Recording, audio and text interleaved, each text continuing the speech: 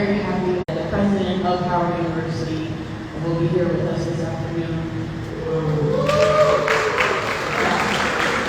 I thought that was a suitable replacement. He's looking forward to meeting you all and having some time for engagement. So, and also we switched the order to accommodate him. So the tour of campus will happen after that, which is probably best because we were on campus at high noon with the sun being down there. So hopefully it will be as hot afterwards, and it will be an enjoyable tour of our university.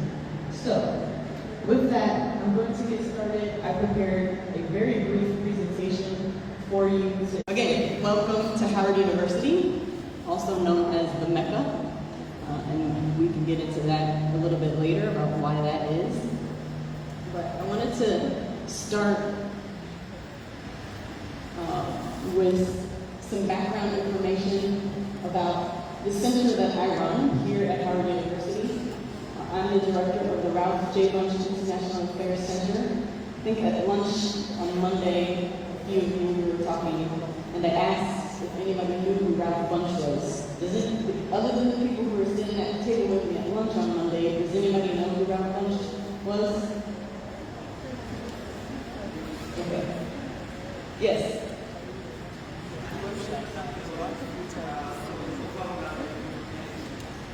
Very good. Were you sitting at lunch table with me? Oh, yes. You kept the mask on, so I couldn't see. Okay, that's fine. But yes, well, it says it there also, so you can see that if you want. But Ralph Bunch was the founder of the political science department here at Howard University. But he was also one of the co-founders of the United Nations. He was the first African American to win the Nobel Peace Prize for his role in mediation between the Arab states and Israel in 1949. So for that reason, we wanted to honor him by naming our International Affairs Center for him. The center was founded in 1993, so we'll celebrate 30 years next year. It is the center, the nexus of international activity at Howard University. And at the center, we do a number of things. We do global programming such as this. We also invite many speakers, teachers, experts, scholars who are doing the work on the ground on a variety of different issues. We also serve as a study abroad office so that our students have an opportunity to go out and see the world for a semester or a year, because we think that in going outside of their comfort zone, outside of their country, that they need to understand their place in the world. So we encourage our students to take advantage of that. We run several fellowship programs for the U.S. government, for the State Department, and USAID, the Charles Rangle, Thomas Pickering, and Donald Payne fellowship program throughout all Africa. We help diversify the foreign service of the United States so that when you see people in the embassy, they look like the face of the United States, which is every kind of person. So we're making a concerted effort to help with that. And we also help facilitate international partnerships with universities abroad and other organizations, and generally just advocating and supporting internationalization across the university, whether it's through curriculum development, partnerships, etc. So that's a little bit about what we do at my center. And before I continue, I'm going to invite our Provost and Chief Academic Officer, Dr. Anthony Mouton, to come and offer greetings.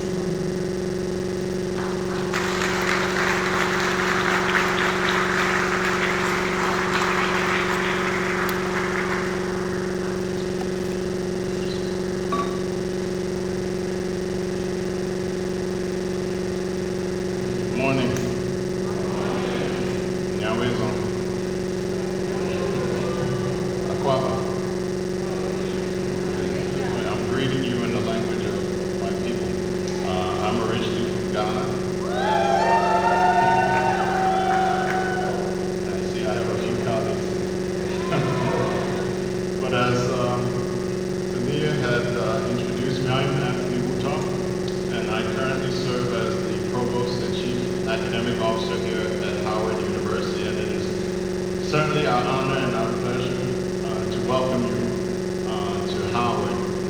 Howard was founded in 1867, shortly after the Civil War that was fought in this country, ostensibly for the purpose of freeing slaves.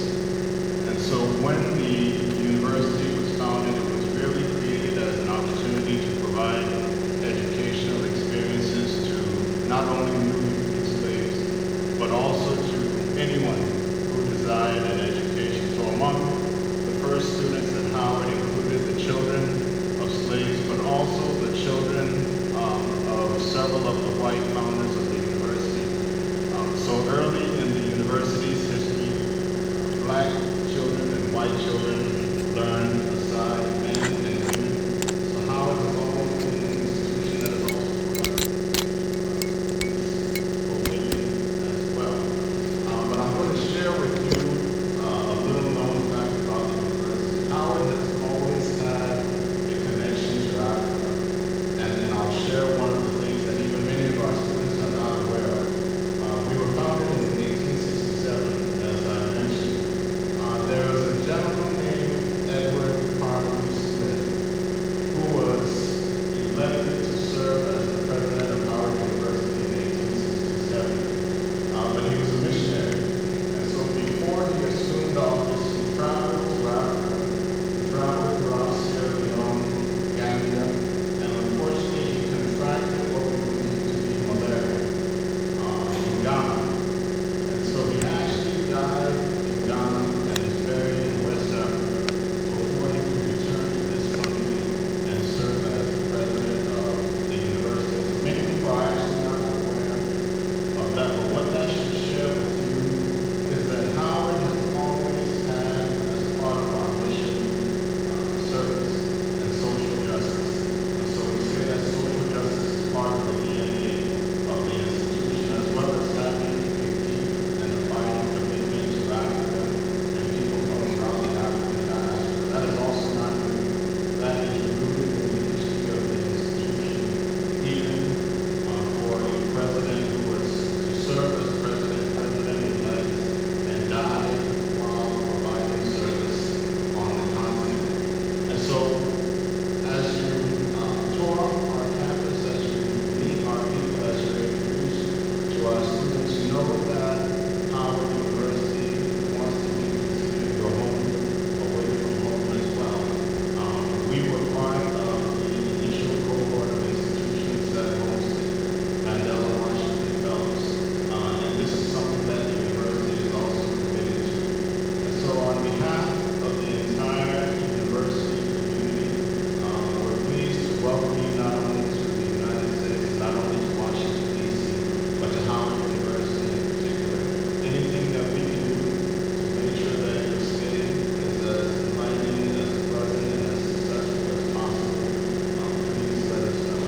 And again, welcome.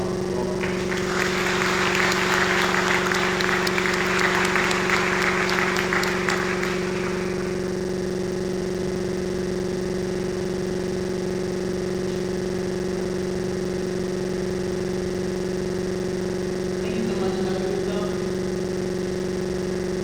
So he shared with you a little bit about what I was going to say, so we can go through this even just a little bit faster, of which Howard is one.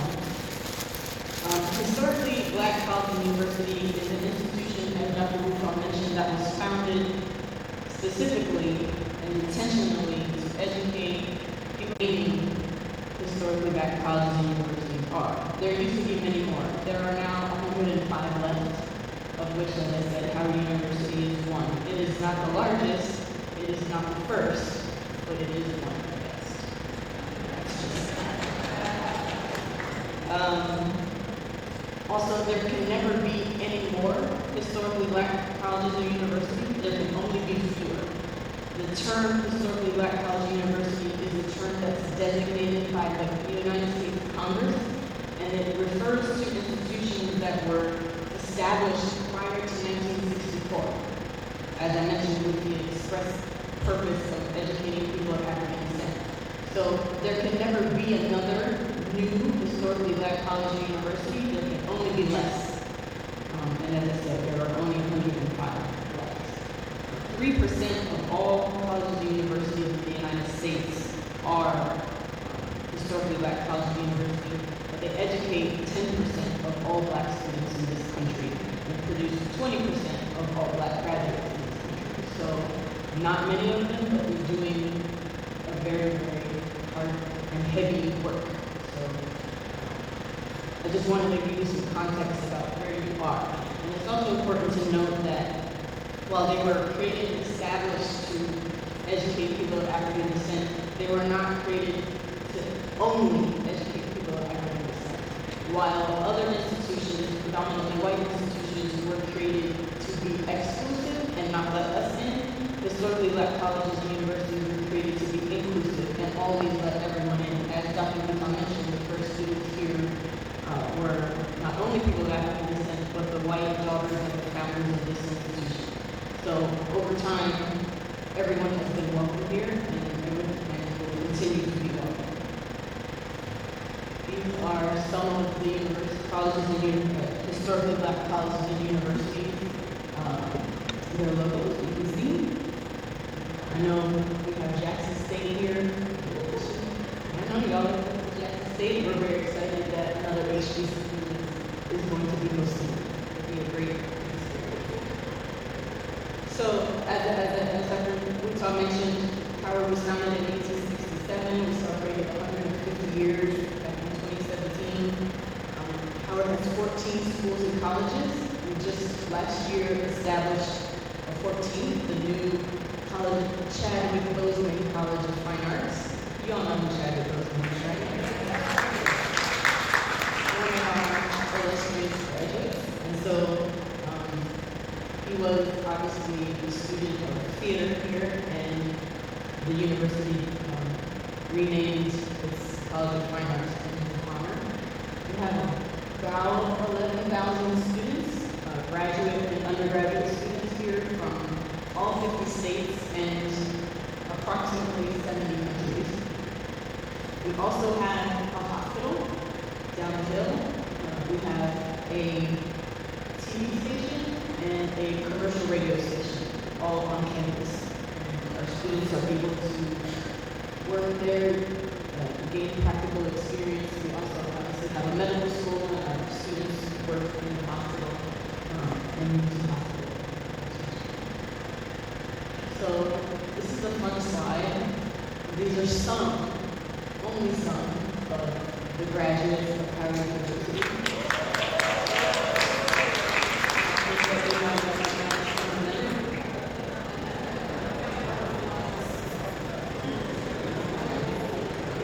Kamala Harris, Vice President of the United States. So Obama is not a graduate of Howard University, but he received an honorary degree, honorary doctorate, when he spoke at commencement, and so we definitely see him as Bison. You all recognize him, yeah? Okay.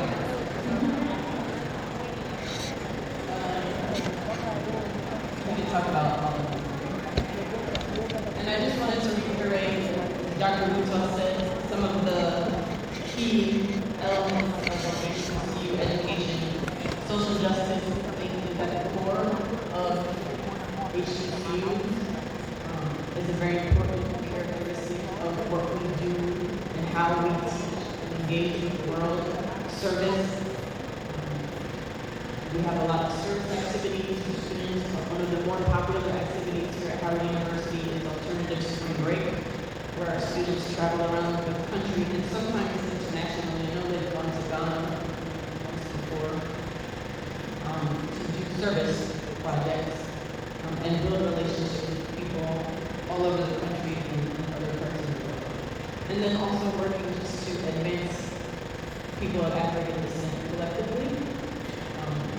And Howard, when we think of Mecca, the term that I used earlier, and those of you who were on the bus tour with me on Sunday, our tour guide mentioned the term Mecca as referencing Washington, D.C. in particular as a black Mecca, but Howard has also adopted the name to reference the unusually large and significant population evaluation of Black intellectuals that have passed through the halls of this institution. And it is commonly recognized as mentioned, the mecca of Black excellence is Howard University. And this is a center of Black thought that centers Black thought. So our students here receive an education that celebrates Black people globally. Everything that Black people have contributed to the world globally, we celebrate here. Not to exclude others, but other institutions, this is not how it works. We are not centered. Here, we are centered. And I think our students come here for that. So, I will stop there. I thank you so much for being here, listening to our presentation. We are so happy to have you here at Howard University. This is my team, in case you haven't met them. They're sprinkled around here somewhere. Jamila Rashid, Jerome, Painsworth, and Myla. Okay, you go, where are you, Myla? She's out there. All of them have been very instrumental in making this day possible, so I want to thank them. And if you haven't followed us on social media, those are our tags, and your faces are probably on there already. So make sure you follow us. I just wanted to thank you, Myla, publicly, everyone.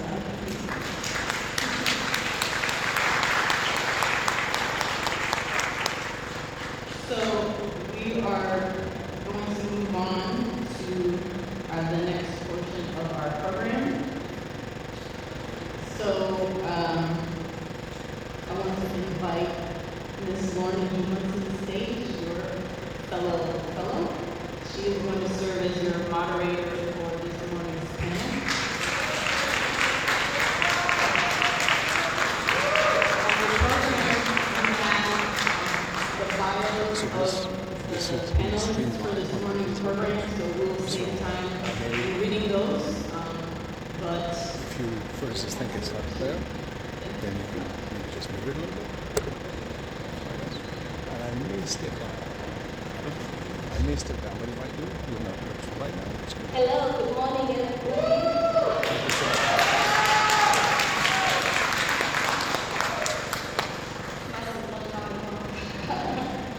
I hope you can all hear me. I've had a problem with my voice in the last couple of days. Can you hear me? Okay, please try to be as loud as I can. Thank you, Ms. Hall, for that introduction. Let me just gotta get this in. Good morning. Yes, so good morning, fellows. I'm staff in the house. Our panelists and Howard University faculty in the room, and our distinguished guests. Welcome to the in-dialogue around U.S. African Affairs panel discussion. My name is Lorna Juma, and I am a proud 2021 Mandela Washington Fellow. I'm not sure you all are here. Somebody say no. Okay, I'm going to serve as your moderator for this forum. So just confirm with me for, should I just call on them? Alright, so I'll just start by welcoming the panelists on board. I'll start with Dr. Ruby Patterson. Is he here?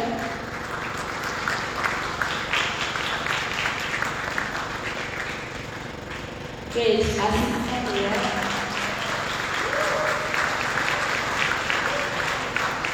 I'm going to be very non-violent. He is the Dean of the College of Arts and Sciences at Howard University. Throughout his career, Dr. Patterson has established himself as a distinguished scholar, researcher, and educator, as well as an advocate for environmental justice in underserved communities. Before earning a PhD in sociology at Howard University, Patterson received a Bachelor of Science in Interdisciplinary Physics and Electrical Engineering from Florida State University, and a Master of Science in Engineering Management from George Washington University. I think this fire is so long. I think I'm going to do the introduction. Yeah? Yeah. And since you all have guys, I want to check that as well. 2 minutes. Sorry, please, are the rest of the panelists in the room? Miss Janine Scott, Just move this. B5C, Like it's being screwed and by. Gabriel J. Okay.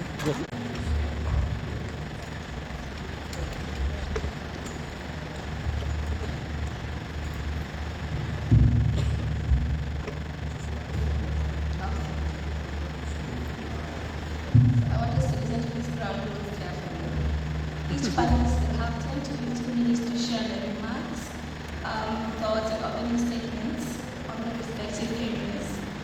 Participants, which of you guys can begin preparing your questions during the time that they're giving the opening statements. I will start off the session with some questions. And as the panelists respond, you can continue. If you have other questions in relation to what they're talking about, you can prepare that as well. I will direct each question to the panelists with the educational background and experience best suited to answer. If any of the other panelists would like to add on to the content, please feel free to do so. Each candidate will have 5 minutes to respond to each question. I have a designated timekeeper away from Uganda.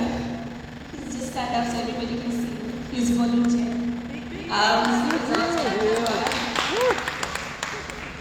So if there's like 2 minutes left, away, we'll do this. And then 1 minute, and then time to stop. I hope that is clear. For the panelists, if you'd like me to repeat the question, just feel free to ask. Then I expect the audience to give each speaker an opportunity to be heard. Now, for the next 2 hours, as much as I'm a moderator, I want you to think of the typical African mother. You understand? Yeah. You understand African mothers don't like embarrassment. Yeah, so they are our visitors. I expect you to behave. Please put your phone in silent. Participate. Ask as much questions as you can. Don't let me do all the work in terms of asking questions. Yeah. So make Mama proud.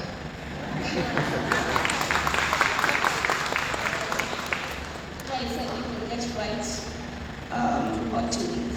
I understand that some of the panelists have presentations. So you tell me if you want to use the podium or if you would like to remain seated.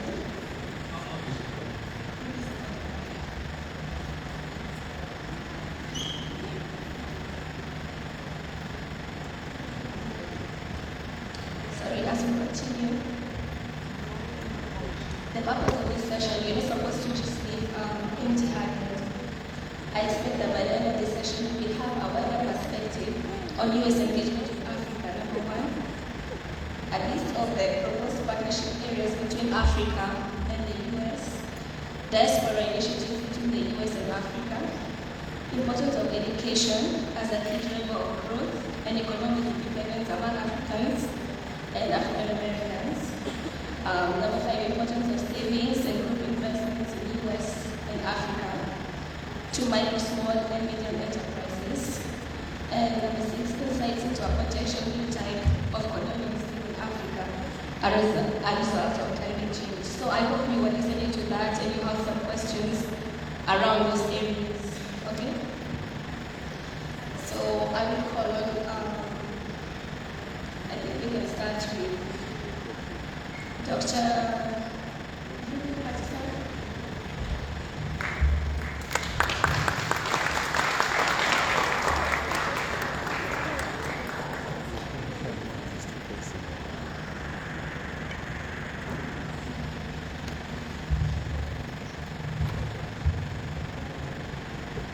My fellow panelists here are so tall. They're used to mic. Can you hear me okay? Okay, good morning to everyone. Very pleased to be with you this morning to talk about two topics that I think a lot about. We that being Africa and climate/environment. Specifically, when it comes to the subject of climate change in Africa, there's actually some good news to report and some bad news to report. The good news to report is that there's a spate of activity, in all societies, essentially, from top to bottom, seeking to lead an energy transformation in Africa, as well as to, enhance the climate resilience in those societies as well. From the highest levels, with things like with the African Union's Committee on African Heads of State, focusing on climate change to try to improve the regulatory environment that leads to more, bankable, scaling bankable projects there on the continent. Also with the African Development Bank, with this Sustainable Energy Fund to try to accelerate the decarbonization process on the continent. And of course, any number of private sector firms trying to facilitate the better access, wider access Africans to modern energy services and to end energy poverty. And also at the grassroots level as well, like the African Climate Alliance as well. This is a grassroots organization comprised of the youth who are trying to pressure leaders on the continent to further enhance, climate change measures there as well. Now, someone may actually say, okay, Patterson, that's about Africa not necessarily doing. So that that's sort of like the good part about it. The bad part is that those activities, though they are numerous, are still insufficient to address the scale of the challenges that the continent faces regarding climate change. Now, in the case of the United States, we also are not doing as much as we can do and certainly should do. The Biden administration has among its, has policies to try and promote measures to mitigate the ill effects of climate change and to reduce carbon emissions. In fact, the major policies to try to reduce, climate change carbon emissions by 2030 to 50% of what they were in 2005. Again, trying to do that by 2030. But a lot of individuals are not necessarily convinced that that's actually going to happen. When you think about the fossil fuel, funded opposition that his administration is actually facing. So, and obviously, it's not just Africa, and it's not just the United States that are behind the curve and doing what's needed to be done. It's the entire world, right? That essentially all countries are saying that, right, we do need to, by the mid-century, by 2050, we need to be reaching net zero carbon emissions, right? And for us to reach net zero carbon emissions, there are things that all countries should be doing to try to make that happen. So countries have basically, they make pledges. They say that this is what we're going to do in order to reduce carbon emissions in our country. Now, so they all say they want to get to net zero by 2050.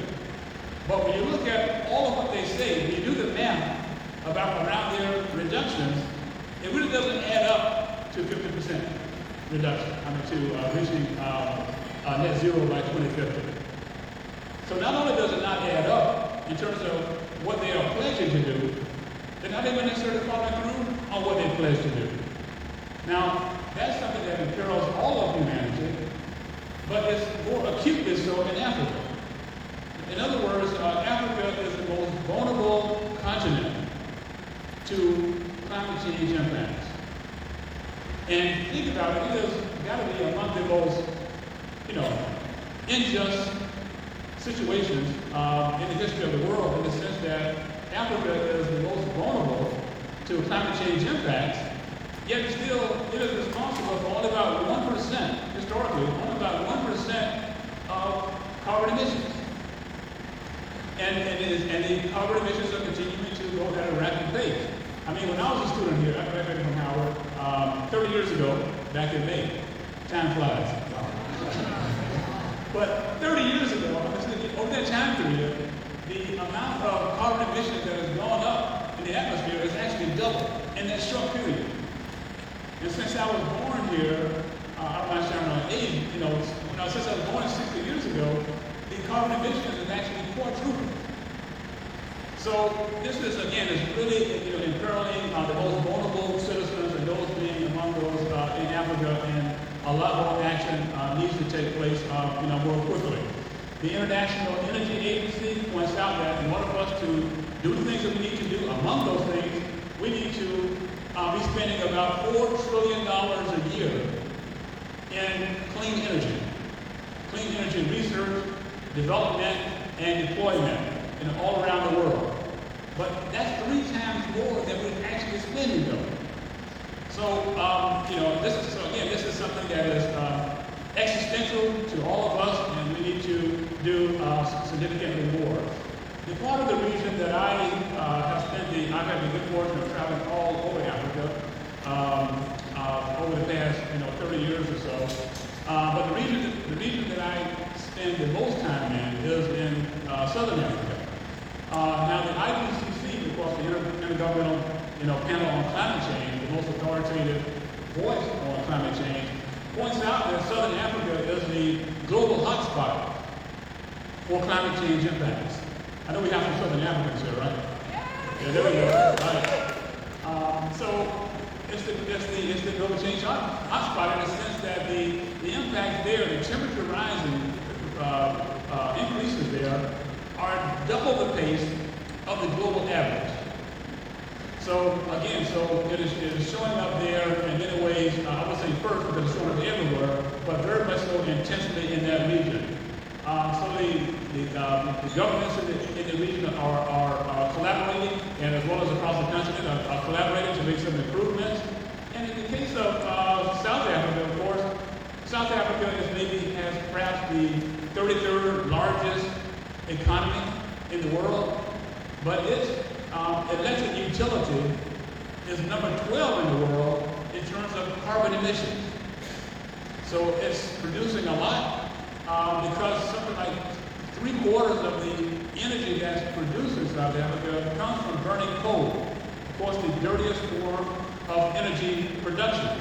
So not only is that energy utility, Esquire, the 12th largest emitter of carbon emissions contributing to climate change, but it's also number 1 in terms of producing sulfur dioxide. And of course, sulfur dioxide is linked to any number of health impairments,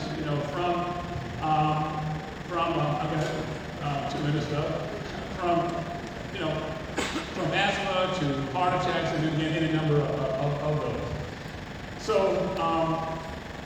and again, there is in terms of promoting a regulatory environment to have more investments in the region to try and, again, mitigate the climate change, the causes of climate change, and help countries to adapt to the changes that are already underway. Because the African leaders have a real challenge on their hand is that, they have to obviously follow the imperative of trying to, promote economic development to improve the life conditions of their growing population. But as they do so, they're, pressing up against planetary limitations. And of course, the only way to do that is with clean energy and clean technology.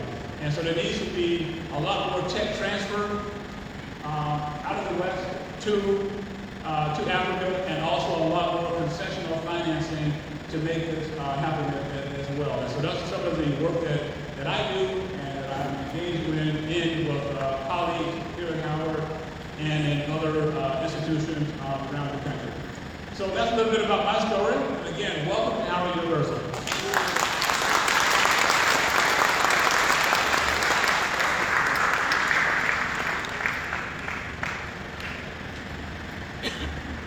Thank you so much, Dr. Gabriel.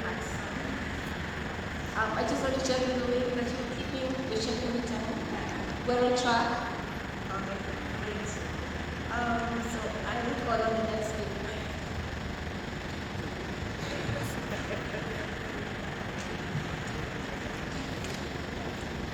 We'll start with this is going very high. With Ms. Janine Scott, and then we end with Gabriel. That's okay. So Ms. Janine Scott, welcome.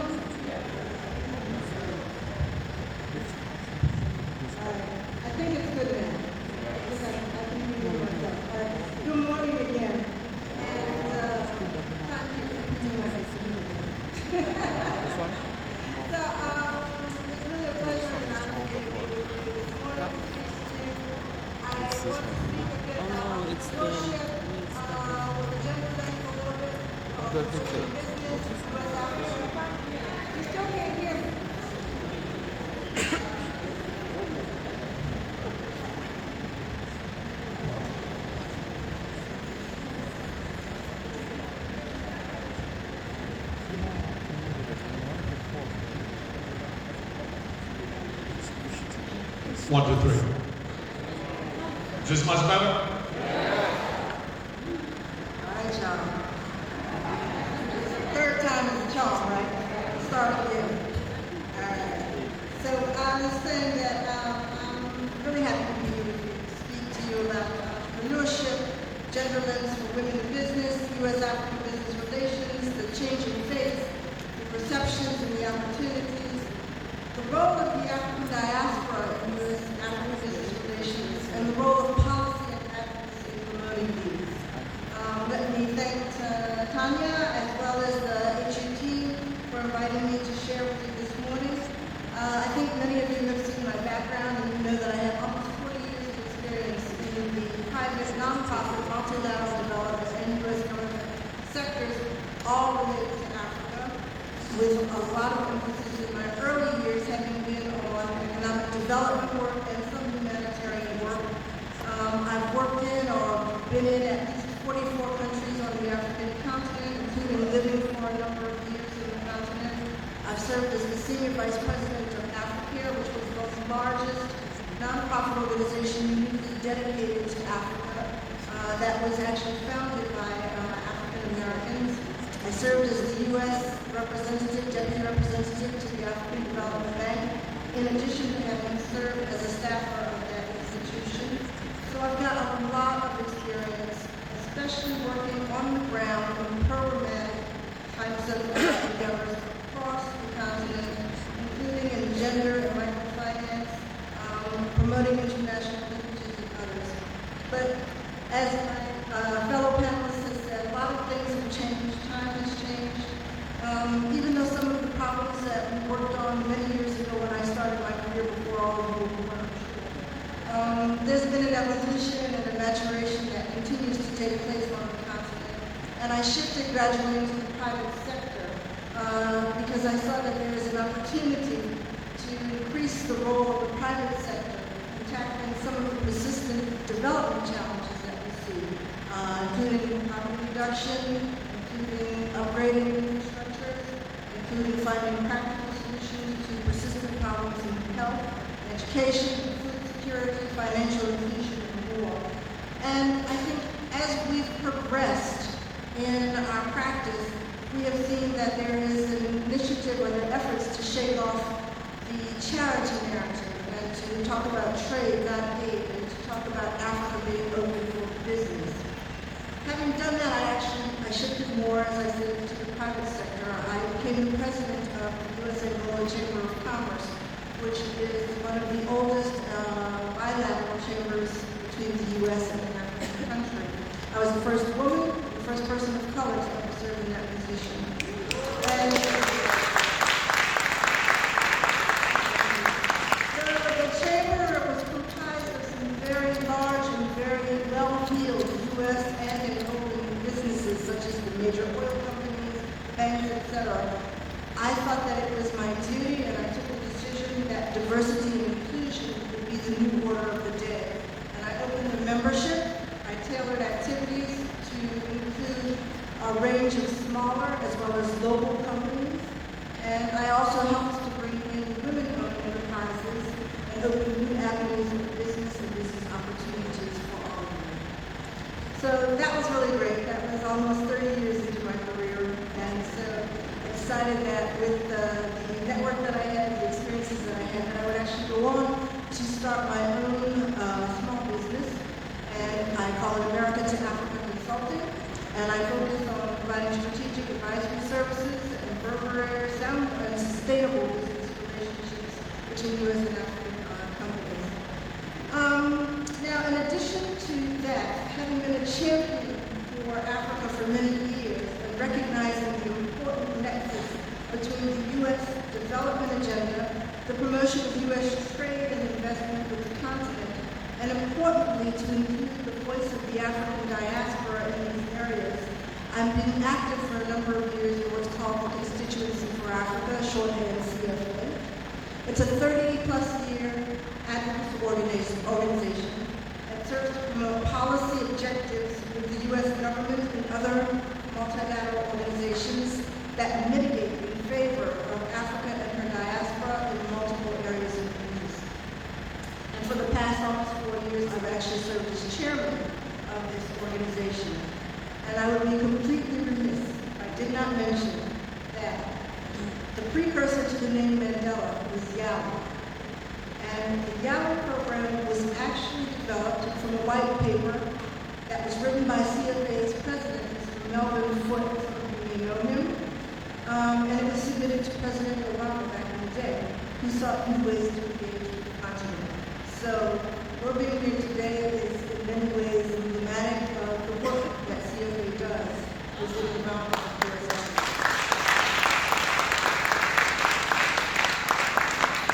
So turning a little bit to the private sector, and I'm not, because I have a timekeeper, even though I had trouble most of my part.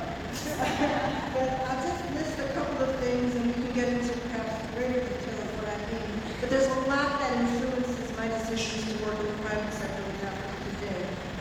First and foremost, yourselves, the African youth, being such a large population with the dynamism that you present and the opportunities you present. Africa is home to 7 of the world's fastest growing economies. You have a growing middle class. You have abundant resources. The political and economic environment was changing, and right before COVID, we were seeing a lot of steady growth and political stability, improvements in governance, etc. Foreign direct investment has been dramatically increasing. Since probably about 1990, we've seen over 1,000-fold in terms of the amounts of investments. Back in 1990, we were only at about 2.8 million. Today we're over 50.7 million.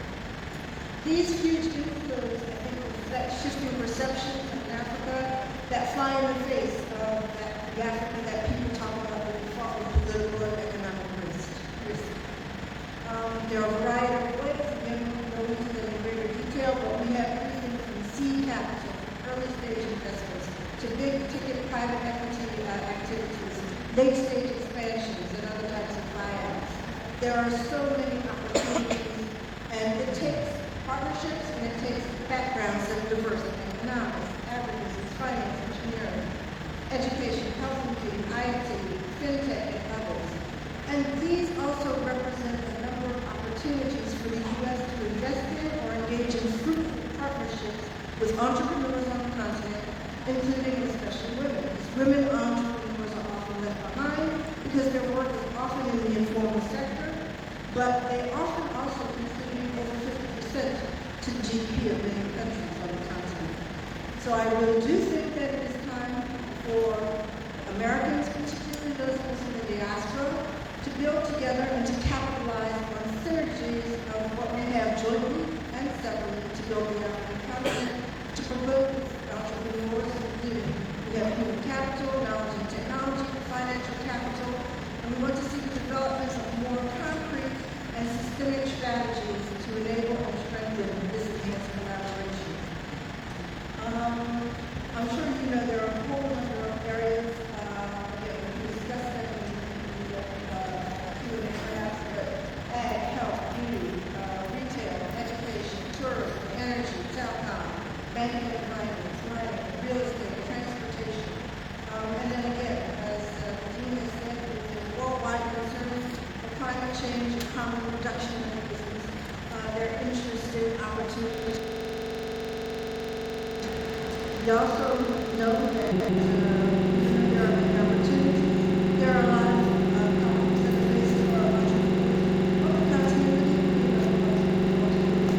and these are especially faced by women, including access to capital and financial inclusion, technical and business management capacities, access to international markets, transport and logistics, including costs or facilities, payment modalities.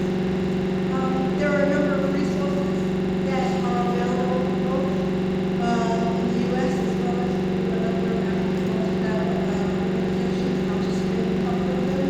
In the U.S., we have the Development Finance Corporation, which was a former overseas private investment corporation, and has become much more flexible looking at even early stage capital investments. The U.S. African Development Foundation, which really works with small entrepreneurs on the continent. Of course, you know, there's the Agency for International Development, U.S. Export Import Bank, or EXIM. And AGOA is up for renewal in 2025, and we're actually engaging in discussions now with the U.S. government in terms of what should U.S. Africa policy and trade agreement look like in the coming years. And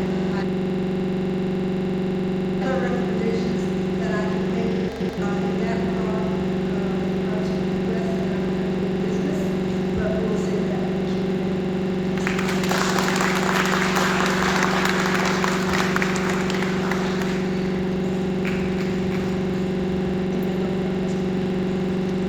Humanitarian development, access to markets, foreign relations in Africa, policy, diversity and inclusion. So I hope you can trust your questions and comments around these areas.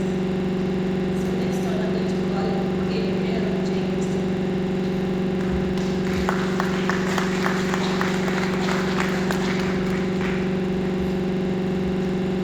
If I could just make a brief announcement and ask us to be mindful of everyone in the room so that here, keep your conversations to, don't have a conversation now while people are presenting so that everyone can hear. Like, I hear that the room can be a little bit fuzzy, so there's additional noise and it makes it difficult for everyone to hear. So please be mindful of your fellow fellows and keep your conversations to a minimum to hear the hall. Let's give Ms. Hope a round of applause. And the reason we're doing that is because what she said to us is, we're here at the university, we're engaged in an education mission, and so there needs to be quiet in class. Good morning, class. My name is Gabriel. 40 years ago, I came to Harvard University, but I didn't study here. My brother was at medical school here. So, it was a little more expensive, so I went to the City University, University of the District of Columbia. Let's hear it for the University of the District of Columbia. It was at the University of the District of Columbia that I became chairman of the DC Student Coalition Against Racism and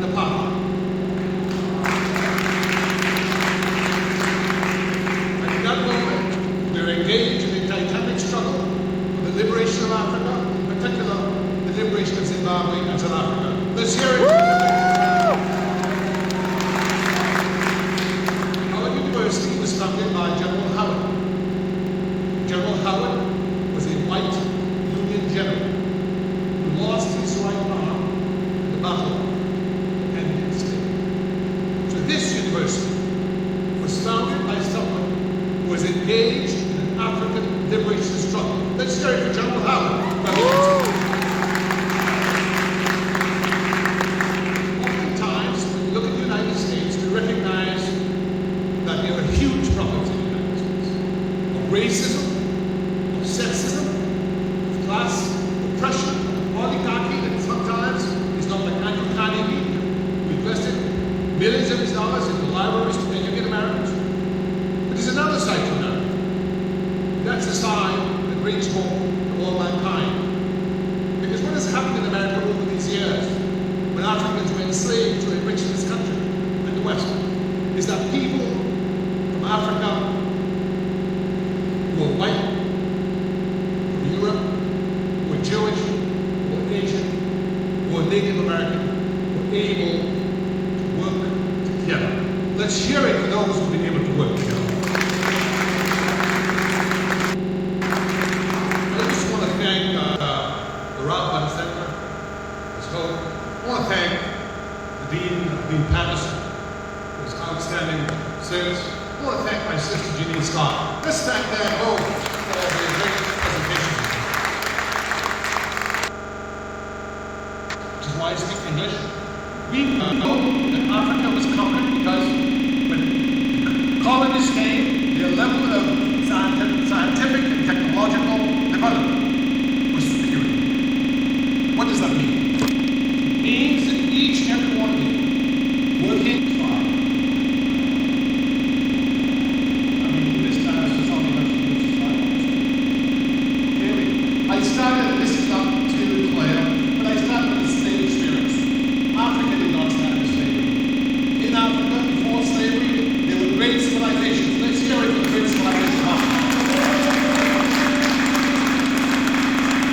Nonetheless, Africans were enslaved, got to the United States, got to the Western Hemisphere, and made great contributions to prosperity in the United States. After the Civil War, which led to the founding of Howard University, racial segregation and freedom did not come. So African Americans have to work very hard to move things on. Anybody knows who this gentleman is? Again? The United States, South America, and Africa could work together. Let's hear it for the Black Star Line, brothers and sisters. So I want to ask every one of you, which one of you, when you go home, will sit with your government who's doing what he does, helping to develop Africa? And today, at the Ethiopian Airlines Academy in Ethiopia, there is a statue to him, and at the U.S. Embassy in Ethiopia, there is the John Robinson Center. Let's hear it again for John Robinson, brothers and sisters.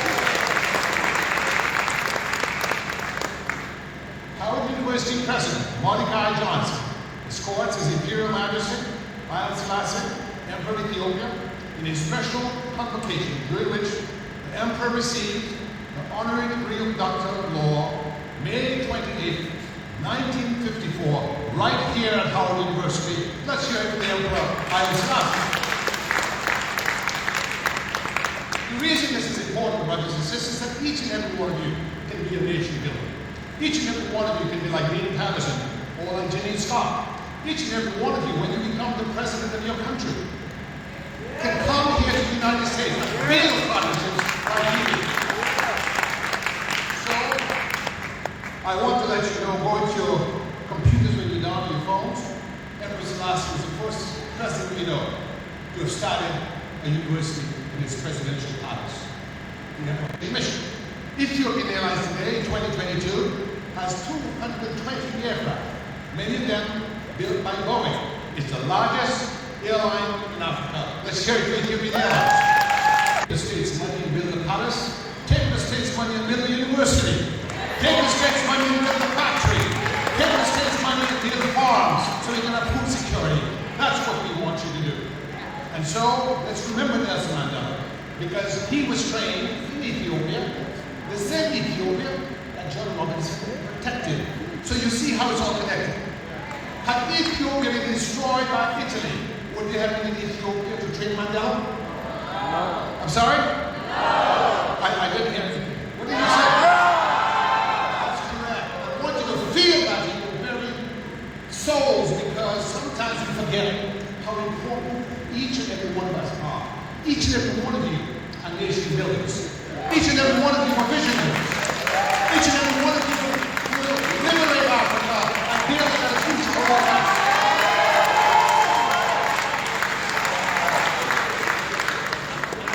Quickly, what Mandela basically said was how much love we do. Now let's talk about Howard University. Howard University has been the fulcrum, has been the incubator of greatness for us. Here's Jomo Kenyatta. Back in the days of the Mount Power, they called him Burning Spear.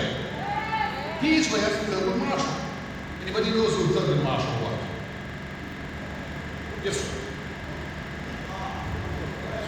Give us your name. And where are you from? Kenya. I'll just repeat, my name is Alfred Sigo, I'm from Kenya. Yes, sir. We have a field marshal who was our freedom fighter in Kenya, Mau Mau fighter. Thank you so much. Thank you. And who's the gentleman next to him? Thank you very much for that. Let's give him a round of applause. Who's the gentleman next to him? He's to the right. Who is that person? Yes, sir. You. What's your name? Are you from Ghana? Yeah. Give us your name. Hi everyone, my name is Chico from Zambia. Chico from Zambia. Yeah, that looks like Thurgood Marshall. It looks like Thurgood Marshall. Let's hear it from Thurgood Marshall. Thank you very much. He's correct. He goes to the head of the class. So Thurgood Marshall, repeat after me. Thurgood Marshall was trained at Howard University Law School. And became the first African American Justice of the United States Supreme Court.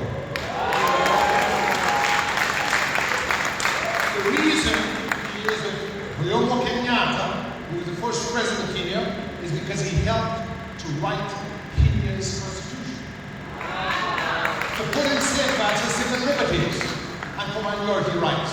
So let's hear it for rule of law, brothers and sisters.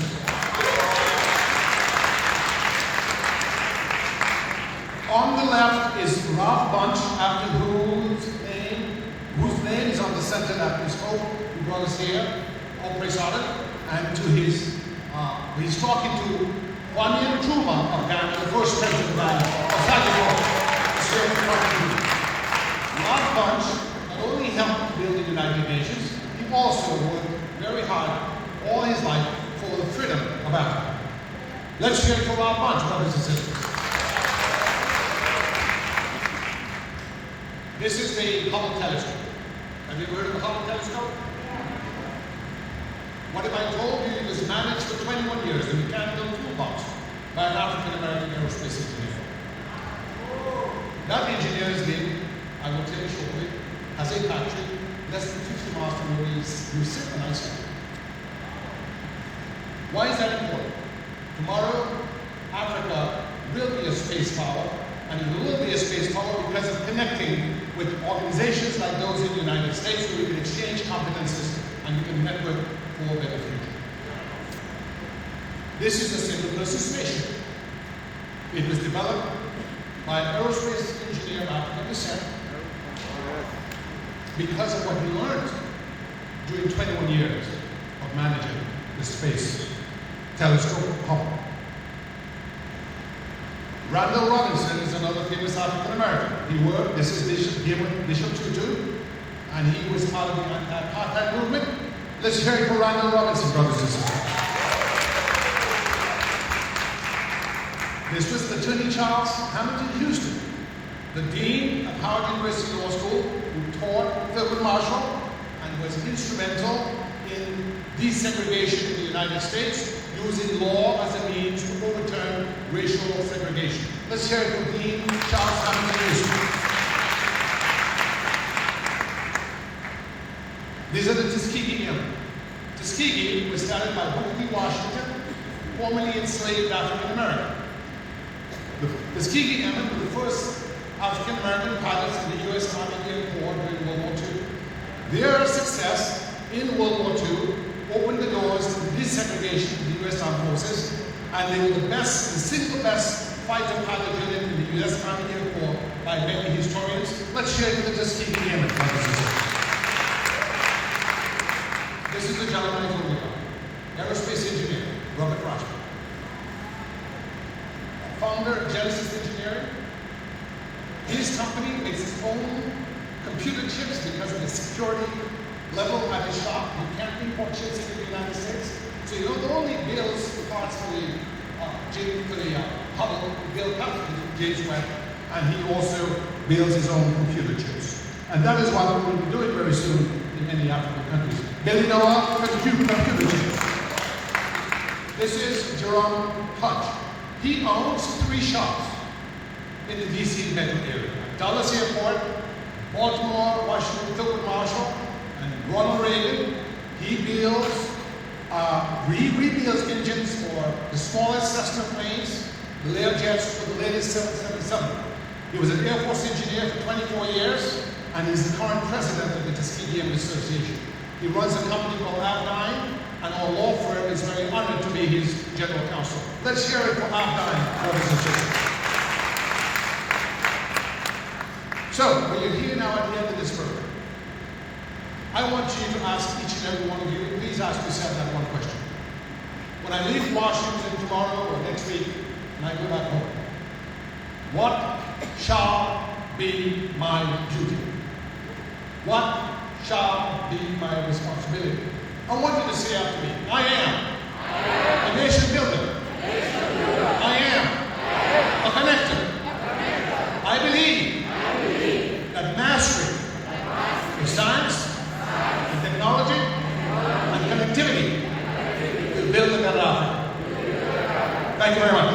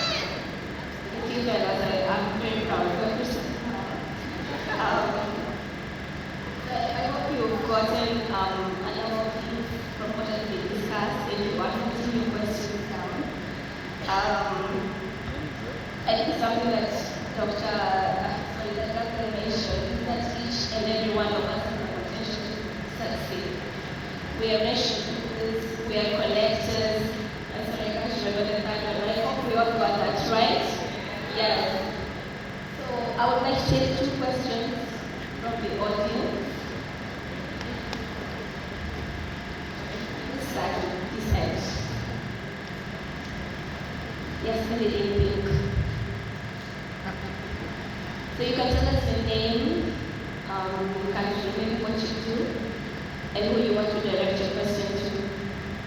Okay, good morning. My name is Samal Bushberg. I'm from Ethiopia. I am a CEO and founder of Tabana Design, a leather textile and shoes manufacturing company.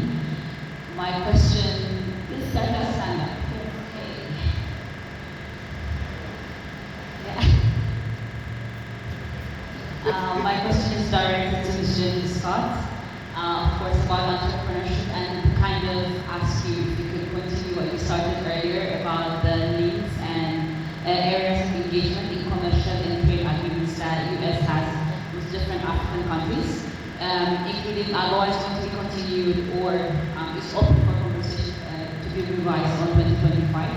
So one is that, and then there are different opportunities that you've started in terms of U.S. Africa development, export, economic independence, and other areas of engagement that we can tap into as entrepreneurs and read more about. Thank you.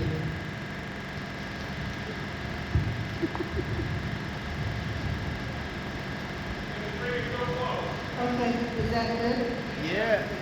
Didn't quite get everything. I think you wanted me to talk a little bit about what I had started talking about earlier with some of the resources that are available and the institutions with whom we may be able to engage. I had started talking about the Development Finance Corporation, which is one, and the DFC, DFC was our former overseas private investment corporation, and today it is known as Development Finance Corporation. They've become a lot more flexible in seeking finance, including pre-engagement capital, and they're really focused as well on programs that for women entrepreneurs and initiatives. The U.S. Africa Development Foundation, they have a mandate that is to focus on African SMEs, and they have a number of programs across the continent in many countries that especially focus on women, women's cooperatives, and building economic life. The U.S. Agency for International Development has the trade hubs. Those trade hubs focus specifically on building capacity of entrepreneurs, especially those who are seeking to become export ready to engage with the United States or internationally. Our Exim Bank, U.S. Exim, also assists in trade finance. AGOA, which I said is going to expire in 2025, provides entry into the U.S. of qualified goods on a duty-free basis. And the list is extensive, it's got products on the list, but it hasn't been very well explored. That's one of the reasons why we are currently in engagement with the policymakers on Capitol Hill in terms of what some of the elements of U.S. Africa trade policy and business engagements should look like as we develop our policy initiatives from 2025 onward. We also have the Small Business Administration, or SBA as we call it, which allows for U.S. businesses to also have resources to engage with fellow entrepreneurs on the continent.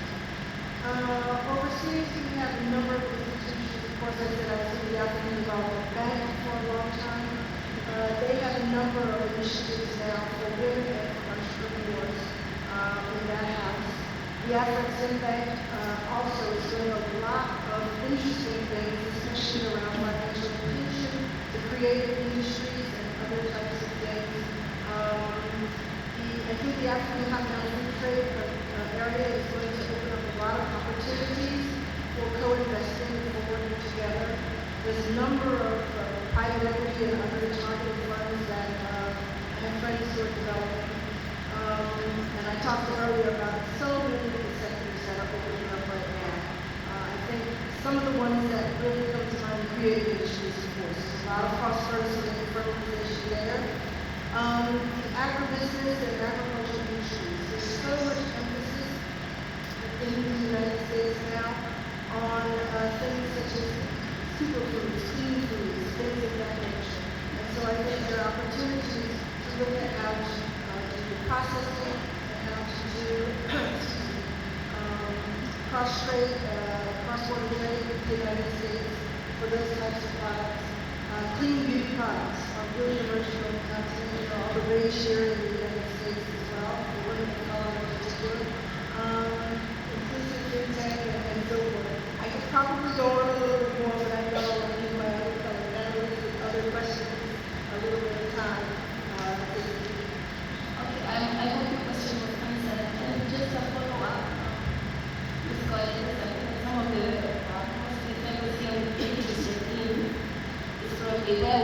provide these opportunities, for example, opportunities available to women in business, youth in business, in terms of finance.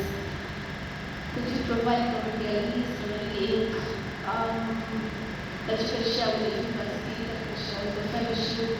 Well, the list that I just gave of the institutions, I'm sure if you Google them by name, you'll actually come up with the links to any of these institutions. And when you delve inside and query it, so the researchers, it will be easy to actually come up with women's initiatives, for example, you should have maybe come up with a couple of them as well.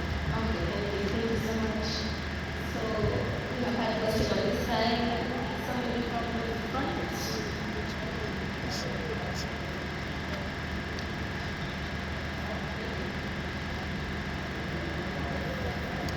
Thank you very much. I'm PBS2 from Sergio. I identify advocacy work and family creative issues, so I do not contribute to advocacy issues, but certainly else. I was going to ask you a question. You spoke about moving from aid to trade. And so one of the things that I come up with in conversations is how can we, as a concept, well, I'm back to the premise. China over 30 years ago was like Africa, very underdeveloped. Today is a different story. How can we, as a continent, move past that stage of being a continent that seeks out for aid and funding from the rest of the world to get to that point where we become like business partners with the rest of the world, the other continents? We sit on a table and we become business partners. I think that's what you're doing. I'd also like to hear your thoughts to the other panelists on that. And I was going to ask you, we are as young people here, we get all this knowledge, we get all the information, the inspiration to want to do, in fact, change in our continent. But the reality is, when we go back, we meet the presidents, the ministers, who will think differently, and who will work powerless. What ways can we pass on what we've learned to them, to inspire them to also see Africa differently, and put Africa above in terms of even their leadership to enhance development in our continent?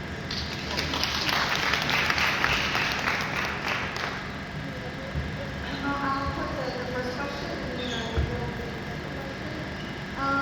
So in moving past the trade and one of the things that I really believe in that I should promote is the fact that we have opportunities from within our own communities here. How do you look at engaging more with the diaspora of the country? And that there's a big key to what can be done in that kind of engagement.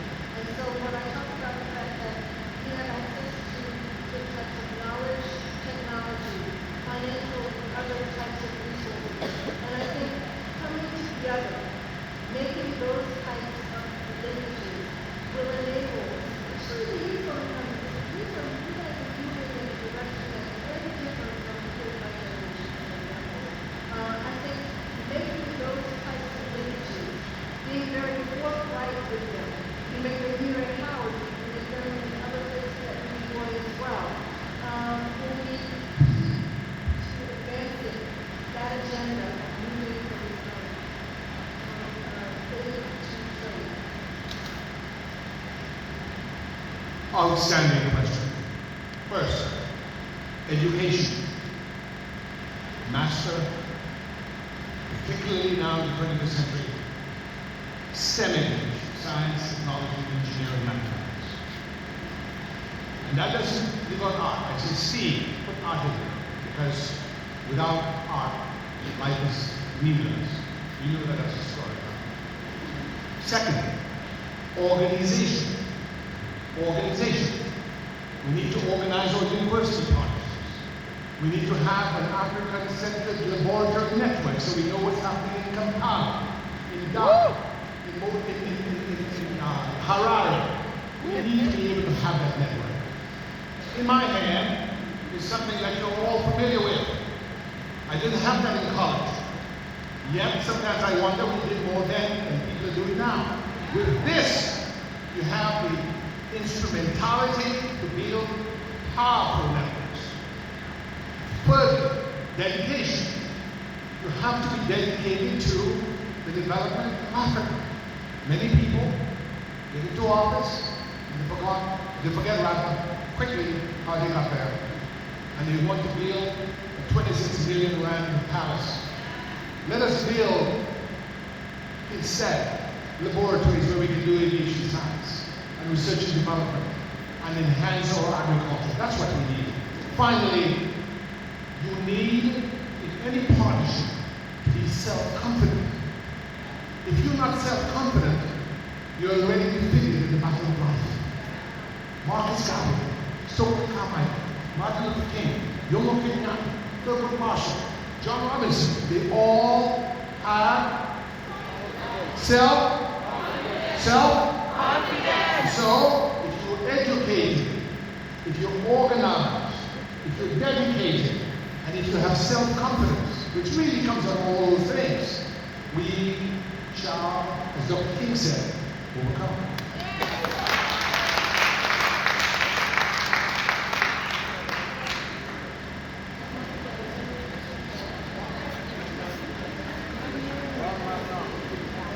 Pick me.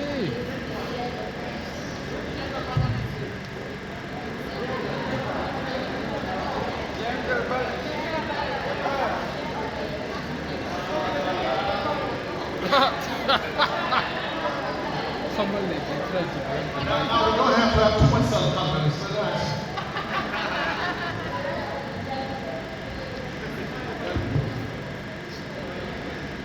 So, morning, young leaders. So, I have two questions, and I'll direct them to Mr. Christian here and Jackie will ask me. So, my question is, as very powerful forces and as leaders in your community, has been the role of mental health and the right of mechanisms in leadership, especially when you're facing situations where you almost give up mental health awareness in your life. What has been your leadership and in you succeeding? Jackie was, and my question goes to him as well. As a common person, what do I do to make the environment better? What are the two most basic and practical things that I can do to ensure that the environment that I live in is environmentally friendly and is environmental just? If I was to pass this knowledge down to my child, what are the two basic tools to ensure that there is environmental justice around me? Let me address the mental health question. That's a big problem in the United States and increasingly around the world. It's so interesting you ask that question because I grew up as a child with a mother who was a mental health nurse. So that's a very interesting question. The way you deal with it is to be kind first to yourself. Number two, to be compassionate, to help others. The biggest way to get rid of the blues is to always understand that there's someone else who's having a harder time than you. And if you do community work, if you go to schools and mentor, if you go to schools and share your knowledge, if you partner with people who are equally dedicated and equally educated, you will be too busy to be depressed. That is my recommendation. Yeah. By the way, I also, to be honest with you, I also pray.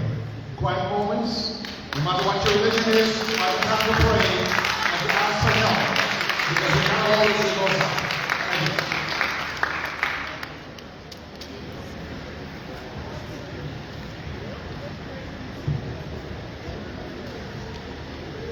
Yes, thank you for the question. I think first of all, kind of like two levels of that. One is at the individual level, and the other one is broader, more in terms of societal level.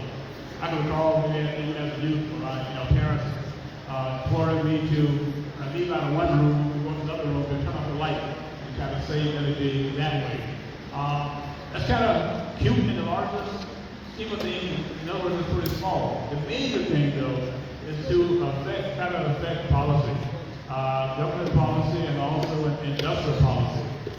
Everything that we enjoy, from the chairs that we sit on, the clothes we wear, to the aircraft that brought me here, everything comes from starting with the environment, scooping up resources out of the environment, out of the earth, and then processing those for some services. began to get to the point where we are extraordinarily efficient and sustainable at doing that. I mean, so the more we can actually mobilize our voices and our actions to have the government and industry leaders and holding them accountable to be the most efficient as possible. I mean, that's the action that I think we need to take.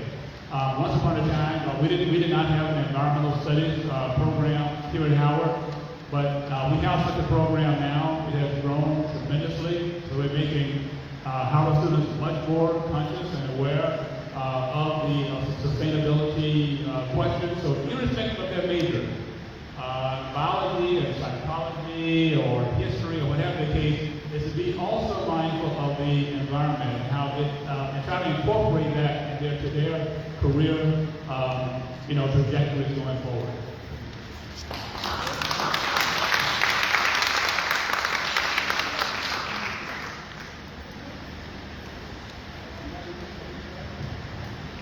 I believe you had a question for Ms. Scott. You had a question for Ms. Scott? So the gentlemen in the room have complained, and we have had 3 answers, so we have 2 gentlemen. So I'll have 1 gentleman ask a question, and then I will ask my question, and then we will proceed. Your question after that. So both in terms of trying to bring about some ecological justice to the injustices that they've incurred over the past, but also getting on in their own country. As I mentioned, the United States and other developed countries are woefully behind addressing climate change matters, at home as well. So again, it's like to the point where we can actually hold our leaders accountable. Algeria had me in his office for 2 hours. I'd only spent before that time 20 minutes with an African ambassador. In 2018 September, Algeria held its first exposition at the Royal Reagan Building in its entire years was of a new air conditioning machine that they had worked with the Japanese on that would have a very limited carbon footprint. Very limited carbon footprint.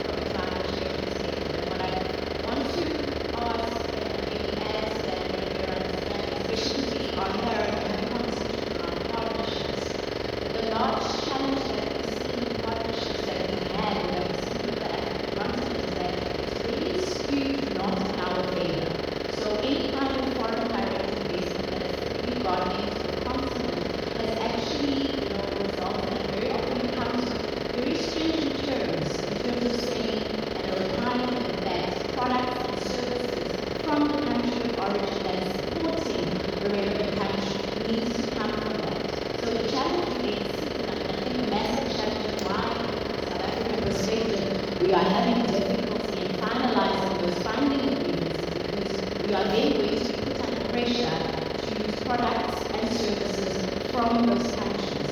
And I guess my question, and obviously from your perspective, you want to put yourself in our shoes as Africans, is how do we structure partnerships those revenues stay on the continent? Because it is one thing to see, I mean, for example, we've seen with our renewable energy program where we've had over 148 million FDI that's gone into this project, but what you then see is the equivalent outflow back and equipment, local services, and it is not sufficient to say we don't have those capabilities that are existing. What's actually being done in order to ensure that we're building our manufacturing industry and we're ensuring that it's African professionals that are leading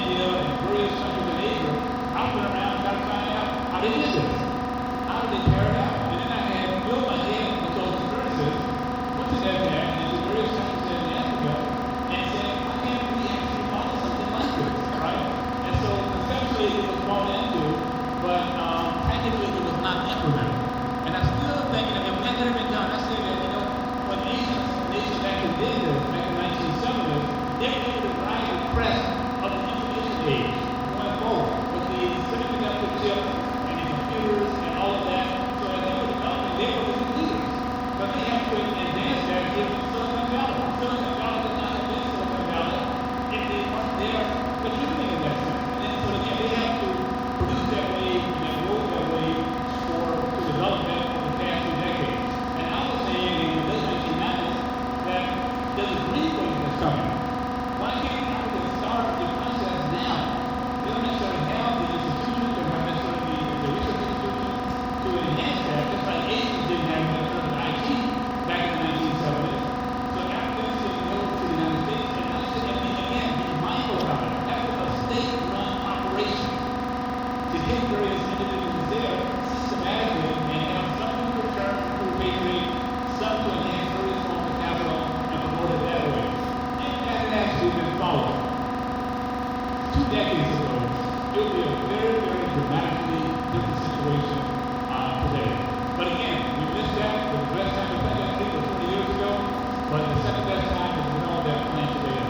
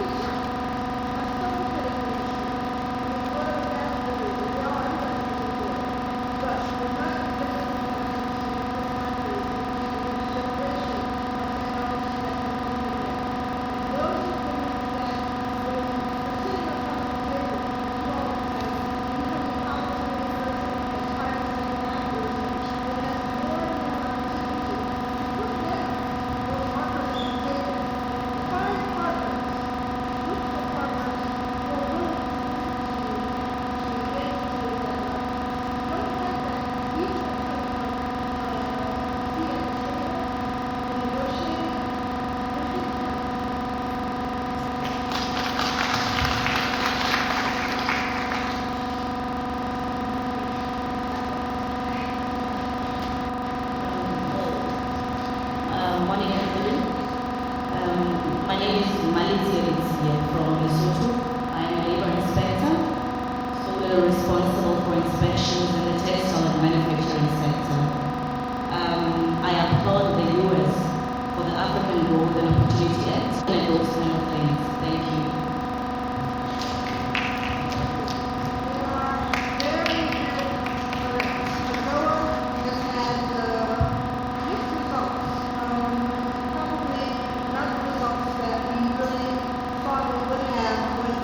Legislation was issued back 20+ years ago.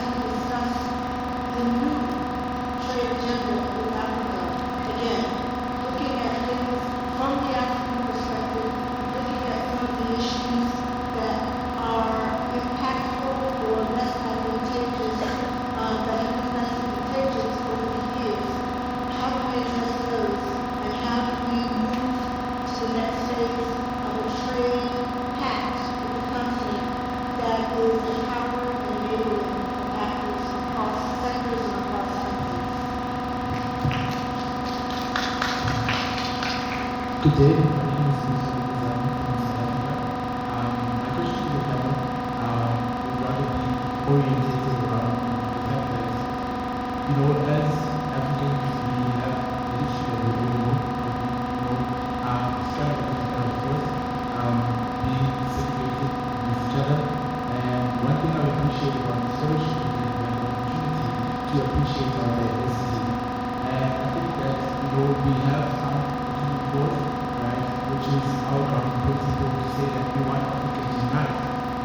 And, the policies are there, which is the African Free Continental Trade Zone area, but in practicality, I really feel that, with youth influence, young people can be able to come, in that space to say that, how practical is it when my brother from Madagascar says it costs the same to go to South Africa, which is 2 hours away, than it does to go to France, which is 9 hours away.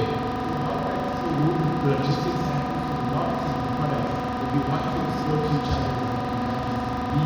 And how do you, as the United States of America, practice that these states? Because someone will say within our countries in Africa, right? So that's the sort of advice that I can give us. Is that when we go back home and we comment on these things that we want to be in those places and what solutions can we come up with.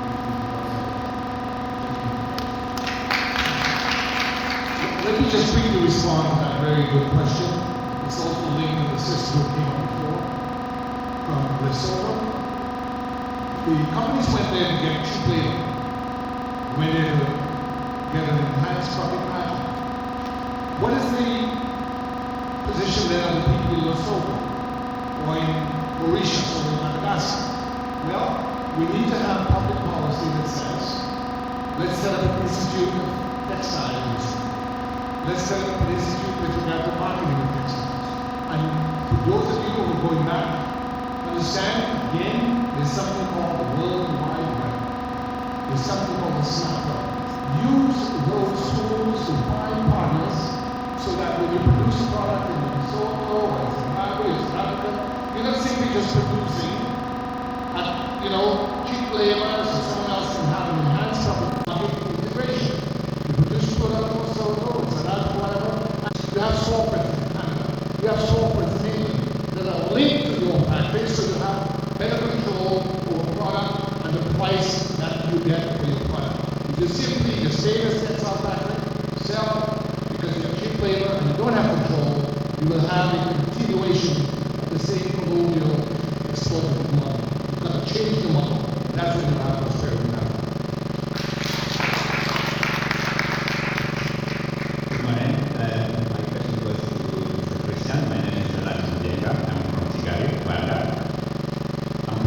Here in a room where I have my colleagues who will be reading Africa in the coming few years.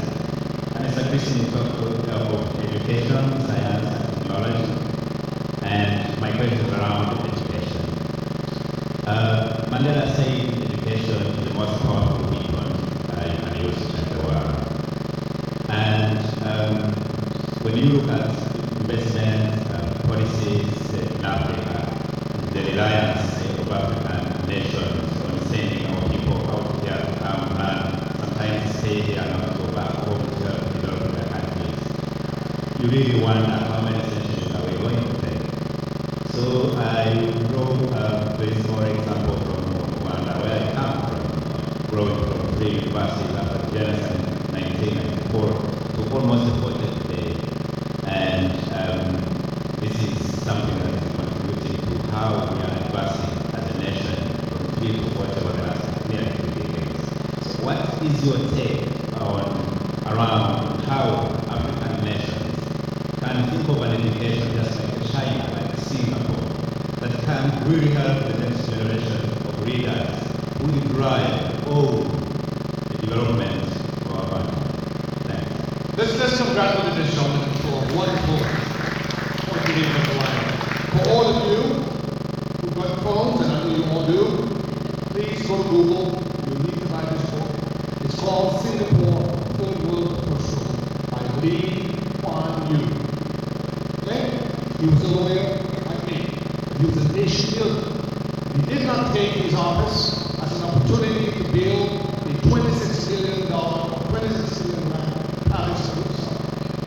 He was a person of character and integrity. Brother from Rwanda, where are you? Can you stand up, please? I have a challenge for you. Brother from Rwanda, who just did that. At your left, please stand up. This is what I want you to go back and tell President Kagame. Gabriel Christian said, President Kagame worked with the AU and invite to Rwanda, to Kigali, the leaders of the HBCUs and African American companies in science and technology for an African Development Conference. Let's get it done. Let's get it done. Because it's a deal to do what President Dean Patterson said. He made a very powerful point that in the 1970s, the Chinese, the Koreans, Indians sent the people here to the United States. And now you have Silicon Valley. And now you have Samsung. And now you have LG. Now you have Honda. It started with education. But it was not just education. You had organization, you had dedication, and they were all imbued with the spirit of unselfish service to nation building. If they were not dedicated to nation building, you would not have Hyundai, you would not have Samsung, you would not have LG. They were dedicated to building, and so to you, partnering with the United States is not simply to do cheap labor. It's to learn the rudiments of science and technology, of organization, as the Patterson said, so we can really build a better Africa. Thank you very much. All right, thank you very much. My name is Esquire from Malawi. My question goes to three of you. Going through your profile, I think it's an inspiration to me and I think the rest of us. You guys have achieved a lot. So in a few days' time, we'll be going back to Malawi. Thanks for giving us the task to go back to our community to do more. But we'll be going back to Malawi. We'll be going back to our countries in Africa. We'll meet the same leaders. We'll meet the same systems. You don't stay in Africa, but you have traveled a lot. So I believe you'll be very honest with us. What is the problem? Is it the leaders that we put in power or the system? The reason why I'm asking is we're gonna go back home, but we're not sure what exactly is happening. We are in the system, so we might not be sure exactly what's happening. So using your lens, using your angle, what do you think is the problem? Is it should we fix the whole African government system or the leaders that we put in power? Thank you very much. I just want to quickly say, a famous African American leader who is well known, I won't call his name, said as follows. A truly educated person. Repeat after me, class. A truly educated person does not complain about reality. A truly educated person changes reality to suit what he desires. Thank you very much. Folks, countries get leaders that they deserve. It's the same in the United States, same as everywhere else. If we're selfish, if we're lacking in integrity, if we don't want to do the right thing and we misspend people's money to buy a $26 million palace or put money in offshore accounts, we will not succeed. But if we keep the money in the country, if we focus on education, if we are integrity driven, if we believe in rule of law, if we believe in justice, then we will have better Africa. Remember, let us change the reality to suit what we desire. Thank you so much. Finally, I get the opportunity. My name is Raoul Shamoni. I'm a Pan-African politician, and I come carrying this great vision by the young masses of the nation of Zimbabwe. Woo! Zimbabwe! Also, who in 2001, when the Zidera Act was passed, targeted Zimbabwe, where Super Day was over 2001, which is primary school education. But today, he now has to be the one to be a victim of the day for 21 years.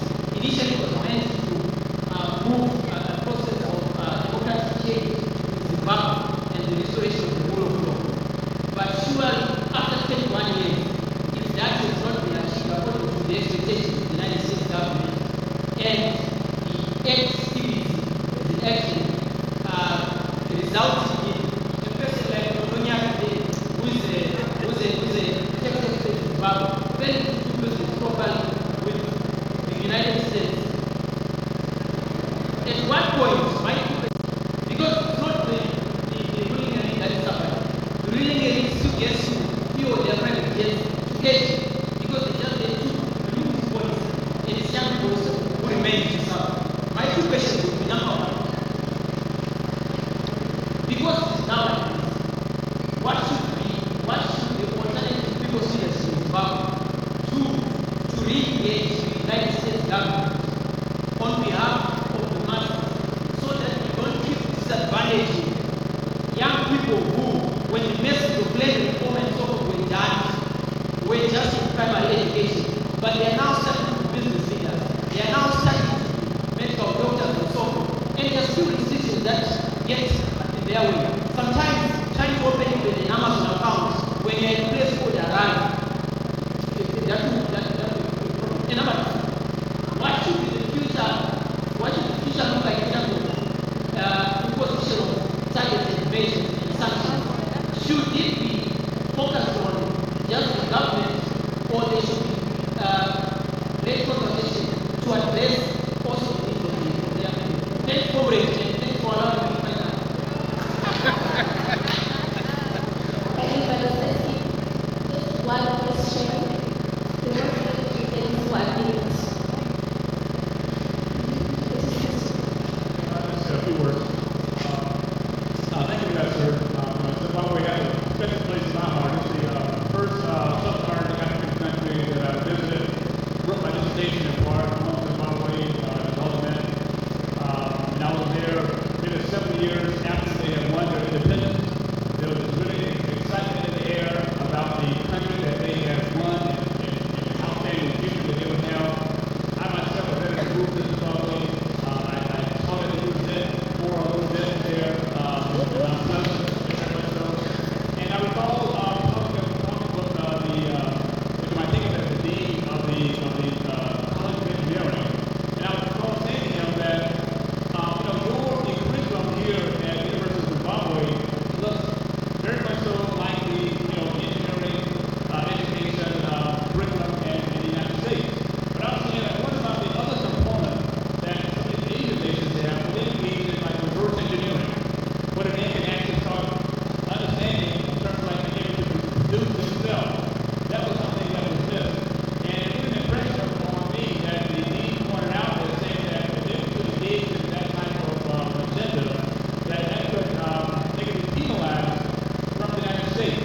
Because the idea was to keep the threat to just simply accept the technology that was being dispensed to them, as opposed to them being original producers of the technology themselves. So, unfortunately, that was being repeated in country after country after country in Africa, and it has not been changed significantly since that time, unfortunately.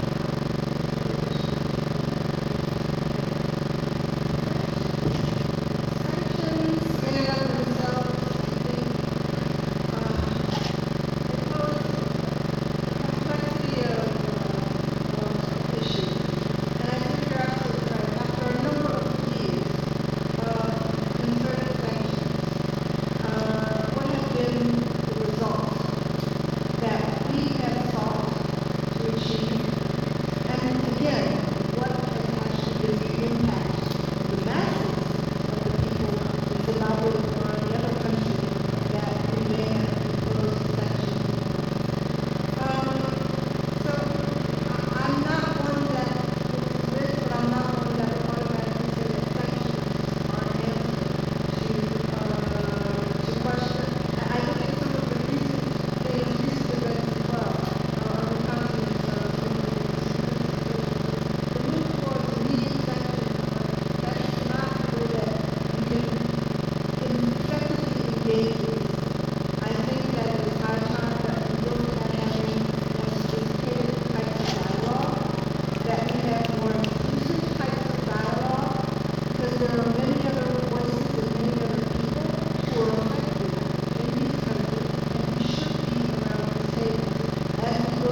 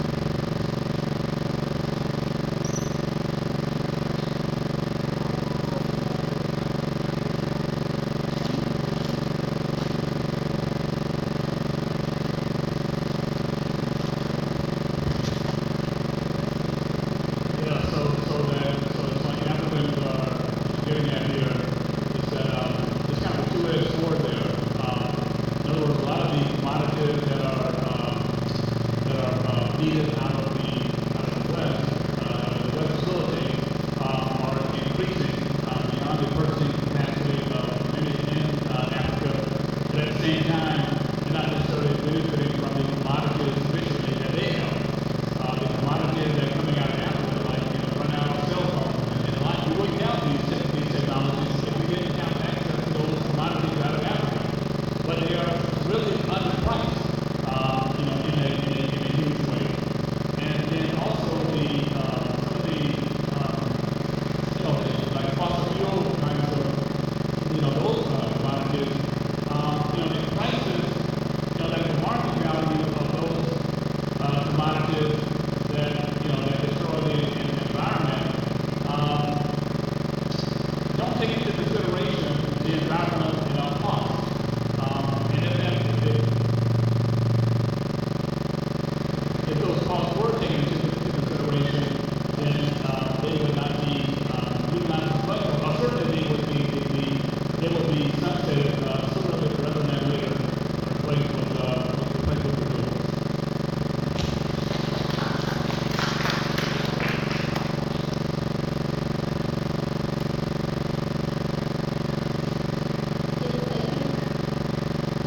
I'll just give an opportunity to outside journalism. You do a great job keeping silent on. You have one question, so if you could just hear from me.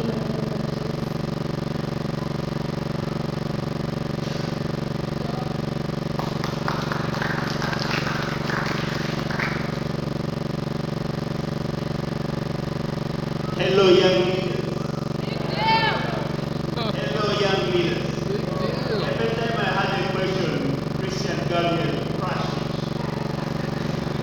I believe in cause of action. He inspired today. He talked about education mission. There's a lot of complaint on the continent. So they say it's the name of spark that started the fire. There's a big spark right here. So we have inspired to go back to Uganda. We have a giant, China fighting us. There's a lot of human rights issues. We have US, with their challenges, they have developed institutions, you find them in human rights protection, you find them in building democratic institutions on the continent. And that makes me inspired to pursue American value system, regardless of their vices they still have as a community.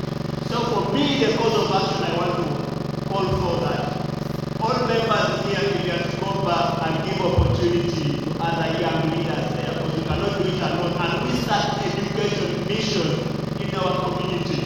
Identify those science candidates in your community. It can be a kid in high school, and then they bring them this opportunity with Howard University. There's some material they can share with us. Because this says that educated person does not complain about reality. That sat deep with me, and I'm not here to ask any questions because I'll be complaining about reality. Let's go back and pursue education as a mission in our country. Thank you very much.